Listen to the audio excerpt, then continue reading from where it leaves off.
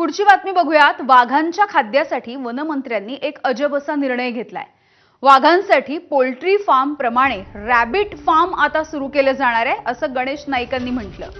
वाघांना आणि बिबट्यांना खाद्य कमी पडतंय, त्यामुळे रॅबिट फार्मचा प्रस्ताव त्यांनी मांडलाय। हरणांची संख्या वाढवण्यासाठी देखील आता प्रयत्न केले जाणार आहेत।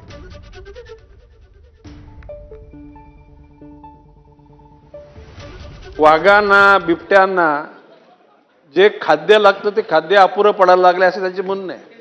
जसे पोल्ट्री फार्म आहे तसे रॅबिट फार्म तयार करायची भूमिका घेऊ आपण। विनोदाचा भाग नाहीये।